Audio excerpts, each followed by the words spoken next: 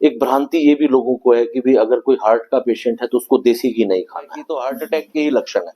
तो उसमें एक डिस्प्रिन की गोली होती है जिसको हम एस्प्रिन बोलते हैं, और उसको लोग पानी में घोल के भी ले लेते हैं। तो डिस्प्रिन की एक पूरी गोली मुंह में रख के सर, अफीम को लेके एक सवाल है कि बोलते हैं कि लकवा मार जाए या फिर गाढ़ा खून हो जाए तो अफीम खिला दो इसको, तो ये अफीम की महिलाओं में भी हार्ट अटैक, जो कि पहले बहुत कम होते थे, अब महिलाओं में भी हार्ट अटैक की तादाद काफी ज्यादा बढ़ती चली जा रही है।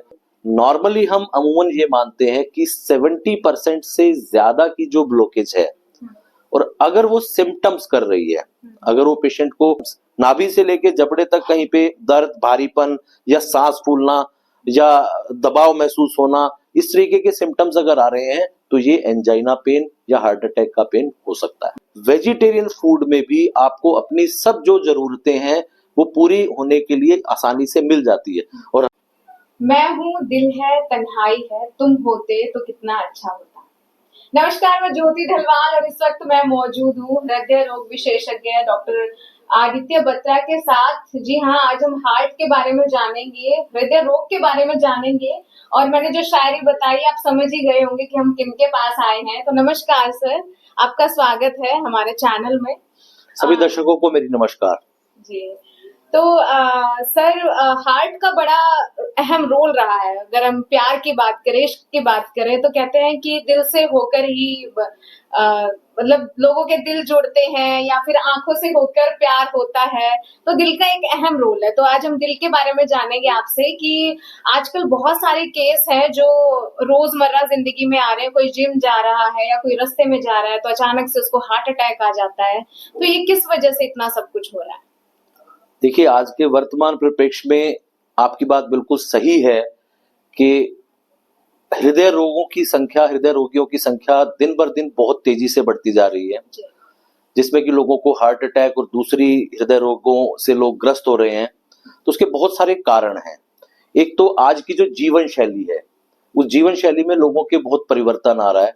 उस परिवर्तित जीवन शैली के चलते लोगों में बहुत स्ट्रेस लेवल, चिंता और अवसाद, इससे बीमारियां बढ़ती जा रही हैं। जीवन शैली में लोग ज्यादा मैकेनाइज्ड हो गए हैं, ज्यादा मॉडर्नाइजेशन के चक्कर में। वो जो पुराने टाइम पे सब लोग मेहनत करते थे, एक्सरसाइज करते थे, खान पान अच्छा होता था, शुद्ध होता था, तो आजकल लोगों ने खाना पीना छोड़ दिया, सीडेंटरी लाइफस्टाइल फॉलो कर रहे हैं। प्लस साथ में खाना पीना ज्यादा से ज्यादा फास्ट फूड, बाहर का खाना पीना, पैकेट्स वाला खाना। बच्चों में बचपन से आप देख रहे हैं कि इन खान पान के चक्कर में मोटापे की समस्या बहुत बढ़ रही है। और इसी जीवन शैली के चलते जो बीमारियां पहले केवल शहरों में देखी जाती थी, आजकल वो गांवों में भी आ गई है। आप गांव में देख सकते हैं कि आजकल बहुत से लोगों का वजन भी बढ़ा होता है, मोटापा होता है, उनको शुगर की बीमारी होती है, उनको ब्लड प्रेशर की बीमारी होती है, उनको हार्ट डिजीजेस होती हैं।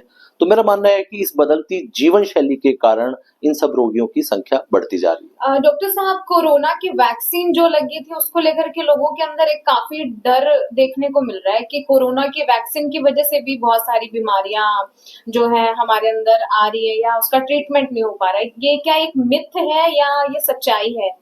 देखिए, मैं कहना चाहूंगा कि कोविड की या कोरोना की जो वैक्सीन लगी थी, उस वैक्सीन के कारण करोड़ों लोगों की जानें बची हैं। जी।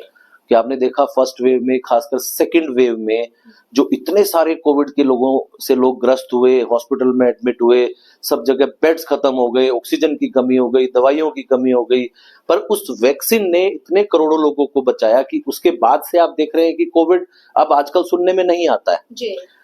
पर लेकिन आपकी बात जो लोगों में मिथ नहीं कहूंगा, एक जो फैक्ट है कि उस समय जब वो वैक्सीन लगी थी तो ये वेल नोन फैक्ट है कि वो वैक्सीन ब्लड क्लोटिंग को कुछ पेशेंट्स में बढ़ा देती थी, लेकिन वो इफेक्ट ज्यादा से ज्यादा 1 महीने तक के लिए था।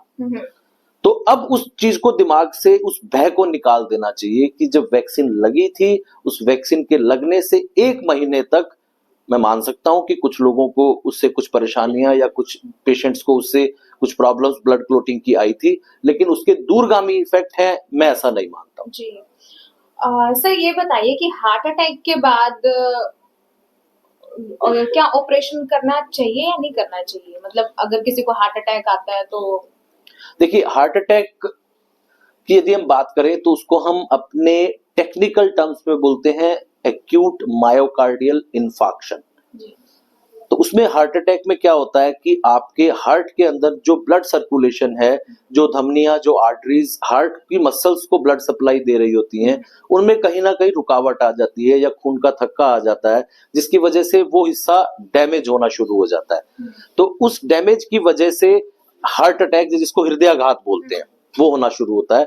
तो ऐसे में ये एक जानलेवा बीमारी है और हार्ट को जब आघात पहुंचता है तो ये लॉन्ग टर्म में जाके भी हार्ट की पंपिंग को कम कर सकता है और दूसरी उसमें समस्याएं भी पैदा कर सकता है। तो ऐसी कंडीशन में जो उसका गोल्ड स्टैंडर्ड ट्रीटमेंट है, जिसको कि हम गोल्डन पीरियड बोलते हैं, उसमें एज सून एज पॉसिबल, जल्द से जल्द उस आर्टरी को खोलना चाहिए। अब उसको खोलने का जो सबसे कारगर तरीका है वो है कि पेशेंट को हम कैथ लैब में ले जा करके उसको हाथ की नस के, कलाई की नस के थ्रू या जहां की नस के थ्रू जाके हम हार्ट की नस तक पहुंचते हैं, उसकी एंजियोग्राफी करके जांच करते हैं कि कहाँ पे कितनी ब्लॉकेज है।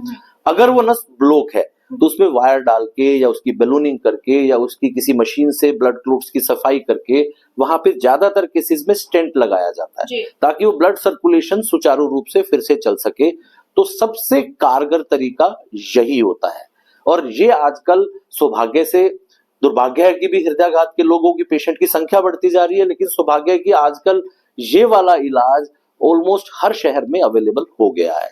इसको हम प्राइमरी एंजियोप्लास्टी कहते हैं। लेकिन जहां पे हम प्राइमरी एंजियोप्लास्टी नहीं कर सकते, भाई जहां पे अगर कोई ऐसी सुविधा उपलब्ध नहीं है, तो उसमें दूसरा तरीका होता है कि इसको हम थ्रोम्बोलिसिस कहते हैं। थ्रोम्बोलिसिस का मतलब क्या है? थ्रोम्बस का लिसिस, कि थ्रोम्बस को ब्रेक करना। थ्रोम्बस मतलब ब्लड क्लॉट। तो उसके लिए क्लॉट बस्टर मेडिकेशन, इंजेक्शंस आते हैं जो कि पेशेंट को लगाए जाते हैं। तो वो दूसरा तरीका है, लेकिन फाइनली हमारा एम और ये लक्ष्य ये रहता है कि जल्दी से जल्दी जहां वो ब्लॉकेज आई है उस ब्लॉकेज को खोला जाए ताकि ब्लड सर्कुलेशन सुचारू रूप से चले और हार्ट को डैमेज ना हो। हार्ट अटैक और हार्ट सीज में क्या अंतर है? या फिर जैसे लोगों को क्या होता है कि कई बार बैठे बैठे बहुत पेन होने लगता है जी। और वो सोचते हैं कि गैस का पेन है या वो इतना खतरनाक होता है पेन, तो वो क्या चीज है जो अचानक से आमतौर पर सभी लोगों में देखने को मिल रही है आजकल? जी, देखिए मैं ये कहना चाहूंगा कि ये पहली जो आपका क्वेश्चन है उसको हम लेमन लैंग्वेज में, जिसको मायोकार्डियल इन्फार्क्शन टेक्निकली बोलते हैं, उसको हृदयाघात या हार्ट अटैक बोला जाता है। हार्ट अटैक में पेन होता है। अब वो पेन सबसे पहले हमें जानने की जरूरत है कि वो पेन नाभि से लेकर के और जबड़े तक कहीं पे भी हो सकता है। वो नाभि से ऊपर पेट में भी हो सकता है, जिसको कि लोग बहुत कॉमनली ये समझ लेते हैं कि भाई ये तो गैस का दर्द है। छाती में हो सकता है, छाती वाले को भी लोग समझ लेते हैं भी ये तो गैस या एसिडिटी हो रही है, क्योंकि वो दर्द जरूरी नहीं कि सबको तेज दर्द होगा। किसी किसी में वो खिंचाव की तरह प्रेजेंट कर सकता है, किसी किसी में भारीपन की तरह, किसी किसी में जलन की तरह प्रेजेंट कर सकता है। और इसके अलावा वो केवल यहां ना होके लेफ्ट साइड में, राइट साइड में, बैक में, कंधों में, बाजू में, कहीं पे भी वो दर्द जा सकता है।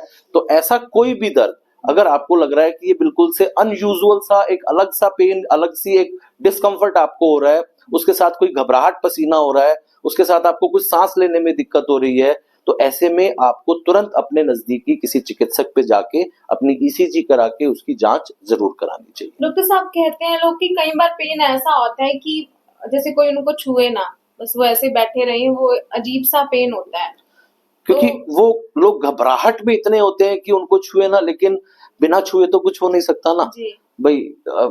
उस समय आपको जाके डॉक्टर को भी दिखाना पड़ेगा, कहीं पे नजदीकी हॉस्पिटल में भी जाना पड़ेगा, अपनी जांच भी करानी पड़ेगी। कुछ ऐसा कोई सांस की कोई क्रिया हो या कुछ ऐसा हो उस समय सबसे इम्पोर्टेंट होता है कि पेशेंट को रिलैक्स करना होता है। कि अगर सपोज करो किसी पेशेंट को हार्ट अटैक हुआ और आसपास वाले भी उसके घबरा गए और वो अब एकदम घबराहट में वो उस तरीके से पेशेंट को बिहेव करेंगे, तो पेशेंट बिल्कुल और ज्यादा दिक्कत में आ जाएगा और ऐसे में वो हार्ट अटैक की वजह से कॉम्प्लिकेशंस का चांस बढ़ जाएगा। तो उसमें सबसे पहला ये होता है कि उसको सांत्वना दे। जैसे आपने दिल की बात करी, तो दिल के दर्द के लिए भी पेशेंट के दिल को संभालना भी जरूरी है कि उसको हम सांत्वना दे कि सब ठीक हो जाएगा, आप रिलैक्स रहिए, आराम से रहिए। उसको खुली हवा में लेके जाएं, बंद कमरे से बाहर निकालें और साथ साथ उसका ट्रीटमेंट शुरू करें और ये कोशिश करें कि आप जल्द से जल्द किसी नजदीकी चिकित्सक के पास, डॉक्टर के पास जाके उसका ट्रीटमेंट करा सकें। इसके साथ साथ कुछ चीजें ऐसी भी हैं जो आप घर पे पेशेंट को दे सकते हैं। इसके लिए जरूरी नहीं कि आप जब तक डॉक्टर के पास नहीं पहुंचे और इस टाइप का लक्षण हुआ जो हमें बड़ा स्ट्रांगली लग रहा है कि तो हार्ट अटैक के ही लक्षण है, तो उसमें एक डिस्प्रिन की गोली होती है जिसको हम एस्प्रिन बोलते हैं और उसको लोग पानी में घोल के भी ले लेते हैं। तो डिस्प्रिन की एक पूरी गोली मुंह में रख के चबाने के लिए दीजिए और साथ में एक सॉर्बिट्रेट की गोली 5 mg की वो पेशेंट को जीभ के नीचे रखने को दीजिए। बस उसके बाद ज्यादा कोई मेडिकेशंस घर पे देने की जरूरत नहीं है। इसके अलावा कुछ एक्स्ट्रा ब्लड थिनर्स भी आते हैं, वो ब्लड थिनर्स आपको जाके डॉक्टर से ही लेने चाहिए, लेकिन एक डिस्प्रिन की गोली और एक सॉर्बिट्रेट की गोली आप प्राथमिक उपचार के तौर पे घर पे भी पेशेंट को दे सकते हैं। सर ये बताइए कि हार्ट की शेप वैसे बनाते हैं लोग दिल वाले, क्या सच में वैसी होती है? नहीं, दिल की शेप वैसी नहीं होती है, दिल की शेप अलग होती है, पर हाँ उसको भी हम उस शेप से जोड़ सकते हैं। कि पहली बात तो ये कि दिल ऐसे मोस्टली पेशेंट्स का 99% पेशेंट्स का लेफ्ट साइड में होता है, सेंटर में थोड़ा सा राइट में और लेफ्ट साइड में होता है। तो उसमें कुछ कुछ शेप जैसी होती है लेकिन उससे बहुत ज्यादा अलग होती है। सर लोग कहते हैं कि तुम मेरे दिल में बसी हो, हाँ। मेरे दिल में छुपा रखा है। कोई आपको ऐसा पेशेंट दिखा कि आपको उसकी तस्वीर दिखी हो दिल के अंदर? नहीं देखो, ये बात जो है ये भावनाओं की बात होती है जी। कि भाई लोगों में भावना कैसी है, और वो भावना हमें कभी पेशेंट को ऑपरेशन करते हुए डॉक्टर को नहीं दिखाई देती है। उसे बात करके आप उसकी भावनाओं को जरूर व्यक्त करा सकते हैं। जी। सर ये बताइए कितना % ब्लॉकेज जो है वो खतरनाक है? देखिए जो हार्ट अटैक होता है वो 100% ब्लॉकेज जब किसी नस में होती है तब हो जाता है, पर नॉर्मली हम अमूमन ये मानते हैं कि 70% से ज्यादा की जो ब्लॉकेज है और अगर वो सिम्टम्स कर रही है, अगर वो पेशेंट को हार्ट में पेन कर रही है, एक तो हुआ हार्ट अटैक, एक दूसरा होता है एंजाइना पेन। एंजाइना पेन में क्या होता है कि जब भी पेशेंट कुछ एक्टिविटी करेगा, कोई काम करेगा, तो उस काम को करने में हार्ट को एक्स्ट्रा काम करना पड़ेगा। उस एक्स्ट्रा काम को करने के लिए हार्ट को एक्स्ट्रा ब्लड सप्लाई की जरूरत पड़ेगी। तो अगर उस रास्ते में कहीं पे रुकावट है तो वो खून का दौरा, जो खून का प्रवाह है पूरा वहां तक नहीं पहुंच पाएगा, तो पेशेंट को पेन होगा। पेशेंट रेस्ट करेगा, वो दर्द ठीक हो जाएगा। तो ये एक तरीके के वार्निंग साइंस होते हैं, चेतावनी लक्षण होते हैं कि अगर आपको सीढ़ियां चढ़ने में, कोई वजन उठाने में, भागने दौड़ने में, कोई काम करने में यदि ये सिम्टम्स नाभि से लेके जबड़े तक कहीं पे दर्द, भारीपन या सांस फूलना या दबाव महसूस होना, इस तरीके के सिम्टम्स अगर आ रहे हैं तो ये एंजाइना पेन या हार्ट अटैक का पेन हो सकता है। जी सर, सीटी एंजियोग्राफी क्या है और इसको ट्रीटमेंट में क्यों नहीं अपनाया जाता? देखिए बताता हूँ, सीटी एंजियोग्राफी सबसे पहले तो ये एक डायग्नोस्टिक मोडेलिटी है, ये उसका उपचार नहीं है, ये उसकी जांच है। क्या होता है जब हम जो गोल्ड स्टैंडर्ड बात करें तो गोल्ड स्टैंडर्ड में होता है कि जैसे हमने बताया वायर और कैथेटर डाल करके हम उसमें डाई इंजेक्ट करके देखते हैं डायरेक्टली आर्टरी के अंदर कि कितनी ब्लॉकेज है। तो गोल्ड स्टैंडर्ड तो यही है, लेकिन ये इन्वेजिव प्रोसीजर है। इन्वेजिव मतलब कि आपको हार्ट बॉडी के अंदर वायर और कैथेटर डालने पड़ते हैं। तो यदि आप ये चाहते हैं कि भी इन्वेजिव ना करें और केवल सीटी स्कैन से जांच कर लें, उसमें भी वही सेम कंट्रास्ट इंजेक्ट होगा लेकिन वो वेन में होगा। तो उस वेन के अंदर वो कंट्रास्ट इंजेक्ट करके अंदर उसमें कोई वायर या कोई कैथेटर या कोई ट्यूब ऐसी चीज नहीं जाएगी, सीटी स्कैन से उसकी जांच होगी। तो जांच करने के लिए एक अच्छी मोडेलिटी है, लेकिन यदि उसमें भी कोई डाउट रह जाता है कि भी उसमें मोडेलिटी बिकॉज वो गोल्ड स्टैंडर्ड नहीं है, तो उसमें भी अगर कोई डाउट रह जाता है तो फाइनली फिर हमें दोबारा से पेशेंट की इन्वेजिव एंजियोग्राफी ही करके देखनी पड़ती है। तो सर अब खान पान की बात करते हैं, तो जैसे कि लोग ज्यादातर अब नॉन वेज की तरफ जा रहे हैं, तो नॉन वेज का और वेजिटेरियन का क्या कुछ फर्क पड़ता है हमारे हार्ट पे ये खाने से? देखिए मैं कहता हूँ ये दोनों तरफ का फ्लो चल रहा है भाई। जैसे आपने कहा कि भी पहले यहाँ से रोहतक से लोग पेशेंट ट्रीटमेंट कराने के लिए दिल्ली जाते थे, आजकल भी जा रहे हैं, लेकिन दिल्ली से लोग रोहतक भी आ रहे हैं। सेम वे इसी तरीके से जो वेजिटेरियन नॉन वेजिटेरियन की बात कही, तो बहुत सारे लोग वेजिटेरियन से नॉन वेजिटेरियन की तरफ जा रहे हैं और बहुत सारे लोग नॉन वेजिटेरियन से वेजिटेरियन की तरफ भी आ रहे हैं। तो ये दोनों तरफ से फ्लो चल रहा है। ये चलता रहेगा, ये सबके अपने अपने खाने पीने की आदतों पे और उस पे डिपेंड करता है। मैं ये तो नहीं कहूंगा कि नॉन वेज जो खाते हैं वो गलत है, क्योंकि नॉन वेजिटेरियन भी खाना जो है वैसे तो प्रोटीन का सोर्स होता है, लेकिन वेजिटेरियन फूड में भी आपको अपनी सब जो जरूरतें हैं वो पूरी होने के लिए आसानी से मिल जाती है। और हमारे हरियाणा में तो पुरानी कहावत है, देशा में देश हरियाणा जित दूध दही का खाना। भाई हरियाणा में तो मोस्टली लोग एक टाइम पे जब स्वामी दयानंद जी आए थे, आर्य समाज का बहुत ज्यादा प्रचलन था, तो ज्यादा से ज्यादा लोग, मैं तो कहता हूँ 99% लोग वेजिटेरियन ही होते थे। तो ये मैं कहना चाहूंगा कि वेजिटेरियन खाना, क्योंकि मैं खुद वेजिटेरियन हूं, तो मुझे लगता है वेजिटेरियन खाना सबसे अच्छा होता है और उसमें आपको सारे न्यूट्रिएंट सब चीजें मिल जाती हैं। सर जैसा आपने कहा कि देशा में देश हरियाणा जित दूध दही का खाना, तो अपने हरियाणा में ज्यादातर घी मक्खन दूध के ऊपर फोकस किया जाता है, तो ये कितना हमारे हार्ट के लिए हेल्दी है? देखिए मैं कहूंगा कि आप किसी भी शुद्ध चीज का सेवन अगर एक सीमित मात्रा में करते हैं तो वो आपको नुकसान नहीं पहुंचाता है। जैसे कि मैं एक भ्रांति ये भी लोगों को है कि भाई अगर कोई हार्ट का पेशेंट है तो उसको देसी घी नहीं खाना है।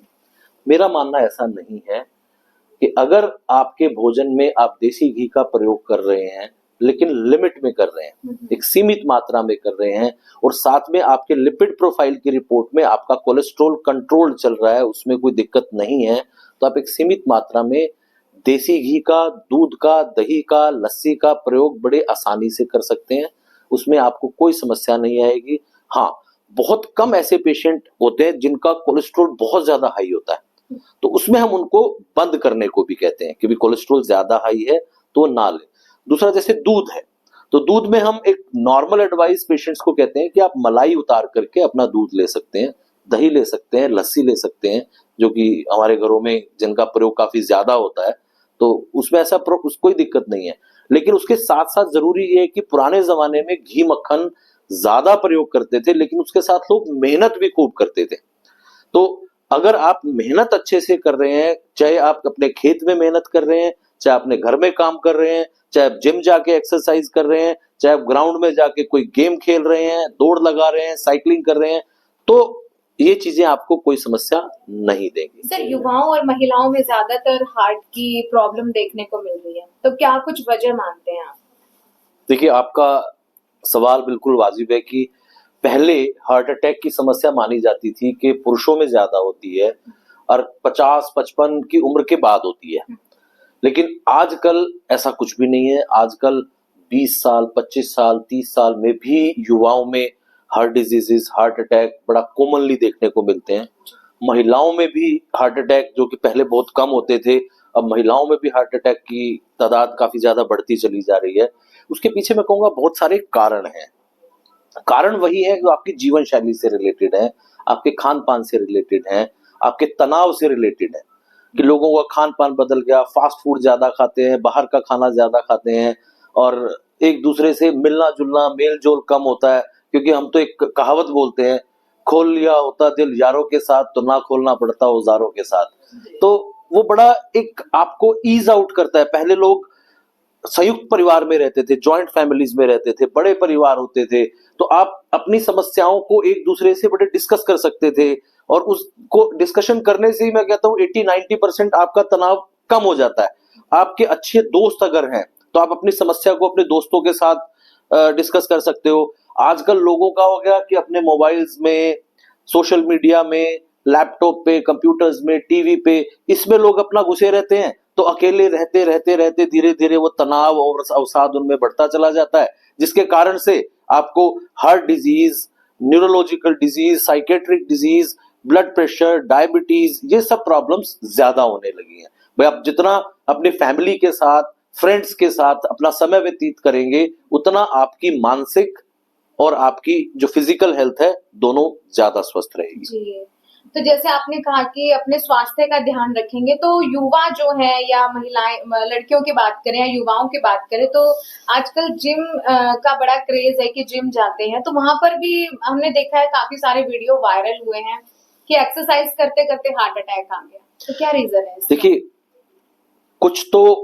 हेरिडिटरी कोजेज होते हैं कि जिसके कारण से समस्याएं होती है, लेकिन जिम में से रिलेटेड जो समझ है, जिम जाना मैं तो कहता हूँ बहुत अच्छी चीज है कि आप किसी भी फॉर्म में एक्सरसाइज कर रहे हैं तो उससे आपका हृदय भी स्वस्थ होता है, आपका शरीर भी बलिष्ठ होता है, स्वस्थ होता है, और आप मानसिक रूप से भी और स्ट्रांग बनते हो, तो अच्छी बात है। लेकिन जो एक गलत ट्रेंड युवाओं में चल रहा है, एक जो होड़ चल रही है कि मेरे को उससे ज्यादा एक्सरसाइज करनी है, भाई आपको कोई भी एक्सरसाइज करनी है तो आप उसको ग्रेडेड तरीके से बढ़ाना है कि धीरे धीरे करके लाइट एक्सरसाइज से शुरू करके उसको धीरे धीरे करके स्टेप अप करके बिल्डअप कराना है, पहले ही दिन से हैवी एक्सरसाइजेस करनी शुरू नहीं करनी है। दूसरा, युवाओं में खासकर जिम गोइंग जो बच्चे हैं उनमें उस होड़ के अंदर एक ट्रेंड है कुछ ड्रग्स लेने का, जैसे स्टेरॉइड्स लेने का, ये जिम में प्रोटीन्स आपको मिलते हैं, वो प्रोटीन्स खाने का, तो उन प्रोटीन्स में कई बार अलग अलग तरीके के हार्मोन्स या स्टेरॉइड की मिलावट होती है, जिससे कि आपका ब्लड प्रेशर बहुत ज्यादा बढ़ जाता है, आपकी एक बार तो एंड्योरेंस बढ़ जाएगी, आपकी कैपेसिटी स्टेमिना बढ़ जाएगा, लेकिन लॉन्ग टर्म में वो आपकी बॉडी के ऑर्गन्स को खराब करेगा, आपके बॉडी के अंदर ब्लड क्लोटिंग होने की टेंडेंसी को बढ़ाएगा, जिससे कि हार्ट अटैक की आशंका बढ़ जाएगी। तो इसका कितना इम्पैक्ट पड़ता है कि बच्चे एकदम से सोचते हैं कि नहीं ब्रेकअप हो गया या इन ब्रेकअप्स का या फैमिली में कोई प्रॉब्लम होगी, तो इसका कितना इम्पैक्ट पड़ता है हमारे हार्ट पर? देखिए, हमेशा ये तो चीज होती है कि भी हृदयाघात होना या हार्ट अटैक होना, उसके साथ एक इमोशनल कनेक्ट तो होता ही होता है। तो उस इमोशनल कनेक्ट में आपका कोई भी रिश्ता, भाई आपके परिवार में कभी दुर्भाग्य से किसी की मृत्यु भी हो सकती है, आपके रिलेशनशिप में भी प्रॉब्लम्स आ सकती हैं, ब्रेकअप्स भी हो सकते हैं, लेकिन उसमें सबसे जरूरी ये है कि हमें अपने बच्चों को, अपने युवाओं को बचपन से ही मेंटली टफ और स्ट्रॉन्ग बनाना है। तो मेंटली टफ और स्ट्रॉन्ग वो कैसे बनेंगे? भाई जब वो रेगुलर एक्सरसाइज करेंगे, हेल्दी लाइफस्टाइल रखेंगे, अपने परिवार के साथ, अपने दोस्तों के साथ मेल जोल रखेंगे, वो रेगुलर योगा, प्राणायाम, ओम का उच्चारण, मेडिटेशन करेंगे, तो मेंटली टफ होंगे, स्ट्रांग होंगे, तो इस प्रकार की प्रॉब्लम से वो बच सकते हैं। डॉक्टर साहब, ये भी कहा जाता है कि लड़कों को रोना नहीं चाहिए, या फिर लड़के अगर थोड़ा बहुत इमोशनल होते हैं तो कई बार घर वाले बोल देते हैं क्या लड़की की तरह रो रहा है, तो क्या वो जरूरी है अपनी इमोशंस को बाहर निकालना हमारी हार्ट के लिए? देखिए, जब से ये दुनिया बनी है, जब से इंसान इस दुनिया पे आया है, रोना एक स्वाभाविक इमोशन है। और मैं तो ये कहता हूं कि भी किसी भी इमोशन को आपको रोकना नहीं चाहिए। अगर रोना है तो रोना चाहिए, लेकिन वो रोना अगर आप पब्लिकली रोओगे तो लोग आपको कमजोर समझने लगेंगे। तो आपको ये देखना है कि आपको कब रोना है और किसके सामने रोना है। भाई अगर मैं अपने माँ बाप के सामने या अपने परिवार के सामने रोऊंगा तो मैं कमजोर थोड़ा ना हो जाऊंगा, मैं अपने किसी दोस्त के सामने रोऊंगा तो मैं कमजोर थोड़ा ना हो जाऊंगा, लेकिन मैं अपने इमोशंस की अभिव्यक्ति भी कर पाऊंगा, और उससे आपकी बॉडी का एक जो बैलेंस है केमिकल्स का, हॉर्मोन्स का, वो सुचारू रूप से बना रहेगा। तो हंसना, रोना, खुश होना, ये सब एक स्वाभाविक आपकी इमोशनल प्रक्रियाएं हैं जो कि सब में होनी चाहिए। तो सर, अब आप हमें ये बताइए कि हमें हेल्दी हार्ट के लिए, अपने हृदय के लिए क्या कुछ करना चाहिए, कौन कौन से खाने खाने चाहिए, कौन सी एक्सरसाइज करनी चाहिए जिससे हम इसको स्वस्थ रख सके? खाने से शुरू करेंगे जी। खाने में आपको फास्ट फूड, फ्राइड फूड, बाहर का खाना जहां तक हो सके अवॉइड करना है। अपने खाने में नमक की और ऑयली चीजों की मात्रा कम रखनी है। अपने खाने में ताजे फल, सब्जियां, सलाद, इनकी मात्रा ज्यादा रखनी है। इसके साथ साथ ड्राई फ्रूट्स भी आपकी हृदय के लिए फायदेमंद होते हैं, खासकर कि हम जैसे बात करते हैं बादाम, अखरोट, ये चीजें आपके हार्ट के लिए, हेल्दी हार्ट के लिए फायदेमंद होती हैं। इसके साथ साथ हमें पानी की मात्रा खूब पीनी चाहिए, रेगुलर एक्सरसाइज करनी चाहिए। वो एक्सरसाइज किसी भी फॉर्म में हो सकती है, वो आपकी कोई गेम की फॉर्म में हो सकती है, जिसको कि हम एरोबिक या कार्डियो एक्टिविटीज कहते हैं, जिसमें कि आपका पसीना ज्यादा निकलता है, जैसे कि ब्रिस्क वॉक करना या नॉर्मल वॉक करना, या रनिंग करना, स्विमिंग करना, साइकिलिंग करना, तो इस टाइप की एक्टिविटीज, डांस करना, या आजकल बहुत सारी एरोबिक एक्टिविटीज आती हैं, वो वाली सारी चीजें आपके हार्ट के लिए फायदेमंद होती है। इसके साथ साथ अगर आप जिम में जाके वेट ट्रेनिंग भी कर रहे हैं तो वो भी आपको हेल्दी बनाती है, आपकी मसल्स को स्ट्रॉन्ग बनाती हैं, और जब मसल्स आपकी स्ट्रेंथन अप होती हैं तो आपकी पूरी बॉडी के ऊपर एक पॉजिटिव इम्पैक्ट डालती हैं। इसके साथ साथ और मैं कहना चाहूंगा कि आज के युवाओं को ये ड्रग्स से, नशे से दूर रहना है, क्योंकि इन युवाओं में हार्ट अटैक होने का मुख्य कारण नशा है, जिम में यूज होने वाले प्रोडक्ट्स हैं, उस नशे में आपकी स्मोकिंग है, अल्कोहल है, तंबाकू के और दूसरी फॉर्म्स हैं। आजकल लोग सूखे नशे करने लगे हैं, जैसे कोई अफीम का नशा है, कोई कोकेन का नशा है, कोई स्मैक का नशा है। जो इस नशे में पड़ गया वो समझ लो कि आप शारीरिक रूप से भी, मानसिक रूप से भी, सामाजिक रूप से भी हर तरीके से बीमार हो जाएगा और फिर उसका कोई समाधान उसको नहीं मिल पाएगा। सर अफीम को लेके एक सवाल है कि बोलते हैं कि लकवा मार जाए या फिर गाढ़ा खून हो जाए तो अफीम खिला दो इसको, तो ये अफीम कितनी कारगर है या ये मिथ है? देखिए, मैं कहूंगा कि ये भी, इसके पीछे भी एक लॉजिक तो है कि अफीम एक तरीके का पेन किलर है, लेकिन ये भ्रांति है। मैं कहूंगा कि नहीं पता किसको कितनी खिलानी है या उस अफीम के खाने से क्या साइड इफेक्ट हो सकते हैं। तो हो सकता है कि उसको कोई फायदा ना करे, नुकसान ज्यादा कर जाए। तो ऐसी कोई भी चीज का प्रयोग हमें नहीं करना चाहिए। नहीं करना है। हरियाणा में रह रहे हैं, हरियाणा की बात कर रहे हैं, तो बहुत सारी हमारे हरियाणा में पॉजिटिव चीजें रही हैं, हमारा कल्चर इतना स्ट्रांग रहा है। इसमें एक चीज मैं कहना चाहूंगा कि हमारे हरियाणा के कल्चर में एक चीज बहुत खराब है, जिसको मैं हमेशा पॉइंट आउट करना चाहता हूं कि यहाँ हुक्के को पीना बड़ा एक नॉर्मल सी चीज माना जाता है कि घर में बैठे हैं, गांव में बैठे हैं, बैठक में बैठे हैं, चौपाल पे बैठे हैं, हर जगह हुक्के को एक सिंबल माना जाता है। आजकल तो मैं युवाओं में देखता हूँ, युवा अपने गाड़ियों के ऊपर हुक्के के पोस्टर छपवा लेते हैं, स्टिकर लगवा लेते हैं, अपनी गाड़ी में हुक्का साथ कैरी करके लेके जाते हैं। मैं पीछे एक हिल स्टेशन पे घूमने गया तो वहां पे अपने हरियाणा के जवान हुक्का निकाल के और हिल स्टेशन पे वहां हुक्का लगा के बैठे हुए थे कि उसको एक स्टेटस सिंबल मान लिया है। लेकिन मेरी बात आप मानिए, हुक्का बहुत ही खराब चीज है, आपकी सेहत के लिए बिल्कुल भी फायदेमंद नहीं है। जो उसमें तंबाकू होता है, जो उसमें धुआं होता है, वो ना केवल आपके फेफड़ों को खराब करता है, वो आपको बहुत सारे कैंसरों का कारण होता है, साथ साथ वो हार्ट डिजीजेस का या हार्ट अटैक का भी एक मुख्य कारण है, जिसमें कि मैं देख रहा हूं कि आजकल के युवा और बच्चे भी हुक्के का प्रयोग कर रहे हैं। और इस चीजों को हमें ज्यादा से ज्यादा युवाओं को, बच्चों को समझाना चाहिए कि हुक्के का प्रयोग नहीं करना चाहिए। तो देखा डॉक्टर आदित्य बत्रा जी से बात करी, जो कि हृदय रोग के विशेषज्ञ हैं, और उन्होंने बताया कि किस तरीके से हम अपने हार्ट को स्वस्थ रख सकते हैं, कैसे हेल्दी रख सकते हैं, क्या हमें खाना चाहिए, क्या पीना चाहिए, कौन कौन सी एक्सरसाइज करनी चाहिए। तो आपको कैसी लगी इनकी राय? और आप हमें कमेंट करके जरूर बताइए, किसी को हार्ट से संबंधित समस्या है तो आप हमें कमेंट करके जरूर बताइएगा, और डॉक्टर साहब से जरूर कंसल्ट कीजिएगा। घर पर ही कोई टोटके करने की आवश्यकता नहीं है, क्योंकि हमें कोई भी प्रॉब्लम होती है हार्ट से संबंधित तो सबसे पहले हमें डॉक्टर के पास जाना चाहिए और अपने पूरे ट्रीटमेंट करवानी चाहिए, क्योंकि दिल है तो सब कुछ है। तो बाकी आपकी क्या कुछ राय है, हमें कमेंट करके जरूर बताइएगा। बने रहिए मेरे साथ में, ज्योति ढिलवाल। बातों के साथ आप सभी को एक स्वस्थ हृदय के लिए मेरी बहुत बहुत शुभकामनाएं।